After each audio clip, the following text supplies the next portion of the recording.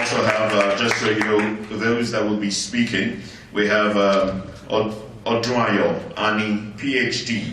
She's an accountant and auditor with over 30 years experience. She holds an MBA Finance from the University of Lagos, MSc Contemporary Accounting from Leeds Metropolitan University, United Kingdom, Doctor of Business Administration, DBA, from the Chartered Institute of Management and Leadership, USA, CIML, and Doctor of Philosophy, PhD in Finance and Corporate Governance from the University of America. She is a fellow of the following institutes: Chartered Institute of Taxation of Nigeria, Fellow; Institute of Public Accountants, Australia, Fellow; Institute of Financial Accountants, United Kingdom, Fellow; Chartered Institute of Business Management, United Kingdom; Chartered Institute of Management and Leadership, USA; Institute of Leadership, Nigeria; Institute of Public Diplomacy and Management, Fellow; Association of National Accountants of Nigeria; the Certified Institute of Shipping Associate, Member; Institute of Investment Management and Research, Associate, Member; Society for Corporate Governance, Nigeria; African Accounting and Finance Association; and also Chartered Institute of Forensic and Certified Fraud Investigators of Nigeria. Please put your hands up. Now, she will be speaking from that position. Thank you, MC. I'm Dr. Mrs. Odunayo Ani. I work for NIMASA. I currently head the revenue department of the agency. And I used to be the head of debt recovery. So when you were going on and I was just like, wow. There's just a lot of similarities. We're even age mates. So it's good to see you, Mrs. Olotu. When I'm still in service, I didn't join so early. So I still have 2 years, I guess, to retire. I'll be 60 and then I'll be out of service. And I'm actually looking forward to meet my auntie, Auntie Carol. I was telling her when I came in this morning, I said I envy her because she's able to go everywhere. I can't go everywhere.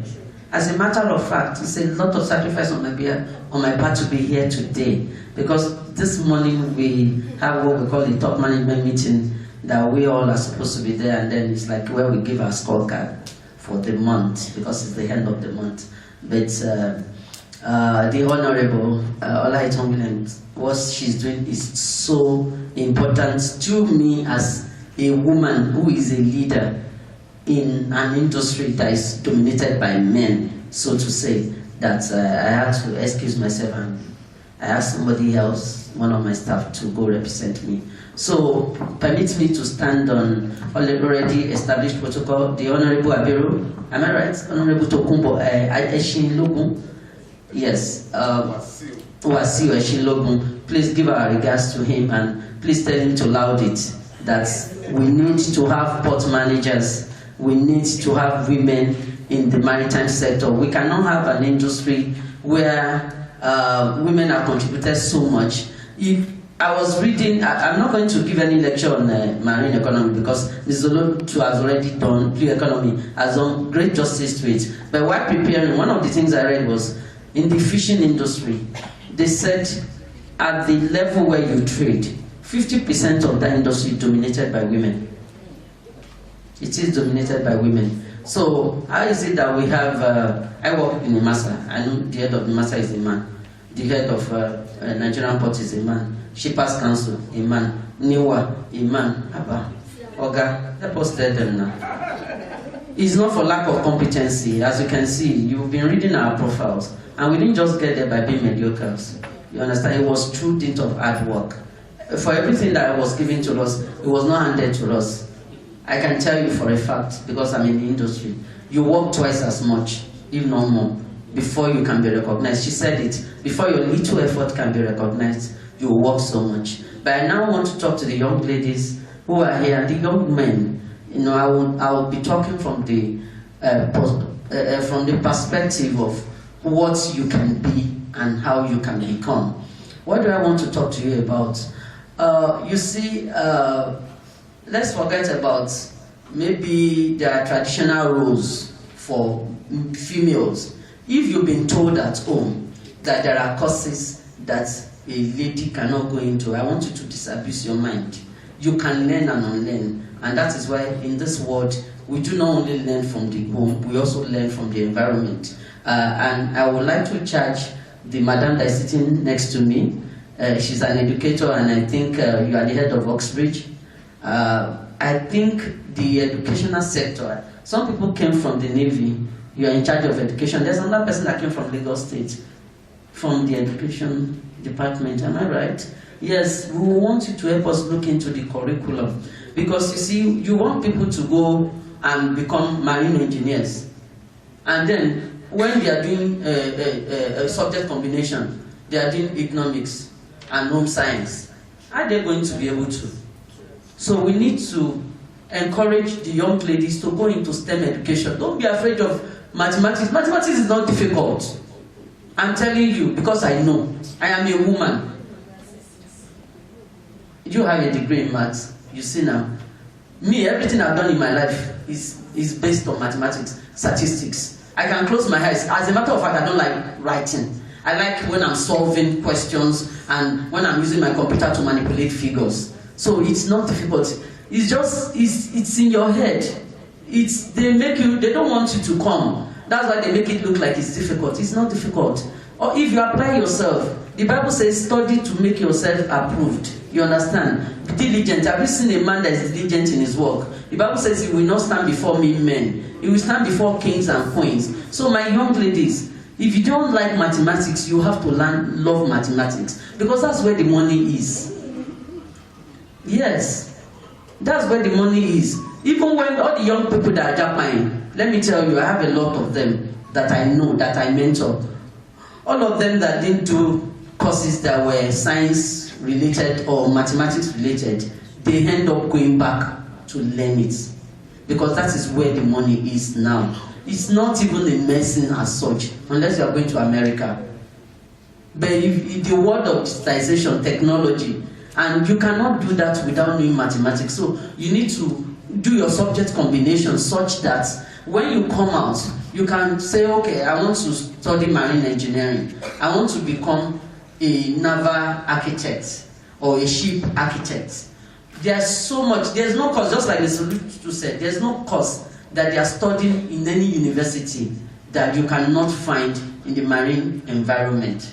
And there's money there. Let me tell you, I have a young boy that is also under the sponsorship of NIMASA for the NSDP program. When they were doing there's this ceremony they usually do for them before they send them off. And I had to attend. And I had when like 3 people came to speak, including Engineer Greg Okpefun. They said the lowest paid deck officer in Nigeria as of today earns about $10,000 in a month. And guess what? They only work for 2 weeks in a month. Where will you get that? See, me, I'm a graduate of more than 30 years old. I don't earn half of that in a month. But these young men that have just gone to India and have gone to Philippines and have gone to Greece, in 4 years, when they come back and they are able to get their C time and all their certifications done, they are going to be earning more than Auntie Carol that has been in this industry for almost 40 years. That is where the money is. If you have not taken your time to study about the maritime industry, I want you, instead of going on Facebook, to go and be looking at people that are dancing, or going on TikTok, to go and see who is being challenged. Leave those ones. You understand? You understand? I remember when I was, when I finished secondary school, suddenly my dad had stroke. And my senior brother just said, okay, because we are looking after that. So I got employed in Nigeria Airways, all because I was a brilliant girl. It's just because I had a good result. So they decided to have mercy on me and they employed me. And they put me in the MD's office so that I could just be there. So somehow the director of commercial operations then came. Somehow he's been dealing with me. He said, you're too brilliant to be here and you're pretty. I was a little girl. You know when you're young, your beauty is there. Nobody ever touched you that time. He said I should come and be an air hostess. From nowhere, I was just 16 going on 17. I wasn't even 18 yet. I just look at it, I'm like, hey, hostess, to go and be making tea for people. No, me, I want to sit down and they'll be making tea for me. I was very young, but I don't even know who is still, maybe from watching my seniors, my elders in the house, you know, because I know that in the aircraft, you know, they serve tea. I mean, I don't want to serve. I want to be served. You understand? So I told the man, I said, thank you, sir, but I don't want to be serving people. I want people to be serving me. The man looked at me and laughed. So it was after that he saw my results, and then he was one of the people that encouraged me to go back to school, and I'm glad I went back to school. Today I don't regret it. There's no time you cannot learn, and you are lucky, you are still young. Some of the things that we are doing with old age, you can do it now and you can finish it all up. So I want you to go back to your schools, begin to look at the opportunities, go and read more. I brought some of the magazines from Worcester, the one that you were reading from Mrs. Olotu. Yes, I think I brought about 10. I'm going to give to 10 of the girls so that they can read some of the articles. Yes, I will tell my girls to read it. Yes, I didn't come down with it. So you will see articles in that magazine that will become reference materials for you in the future. And she has told you something. Collect telephone numbers of whoever you think can mentor you. There is need for mentorship. Even those of us that we think we are here, we have mentors, we have people we look up to. That way, they will hold your hand. And I can tell you there are opportunities. So let me tell you, I work for NIMASA. If you are brilliant and you are interested, whenever they are doing the shortlisting, I know there's a lot of politicking there. We also look at merit. You know, they're just like JAMB exam. There will be some merit list before you now come to the one that they are using leg.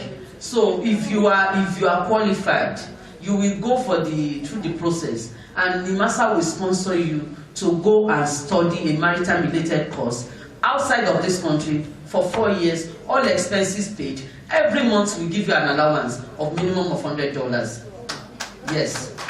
And that scholarship includes feeding. And unlike before, that when they will come back, they will say they've not been able to do their seat time. Under the leadership of Dr. Bashir Jamu, he has included training that is post university training, the one that will get them to be certified. He has included it. So your parents don't have to worry about anything, you don't have to worry about anything. When you come back, you will go for your certification. And when you get your certification, you are ready. We also have agreements with some industries now. We will do the placement for you, we will place you on board, so you will be able to do your seat time. By the time you finish, you go and work in Chevron, and you're earning $10,000 in a month or more. Your parents will be happy and the country will be better. On this note, I'd like to thank you for this opportunity. Thank you for listening to me. Thank you very much. Thank you very much.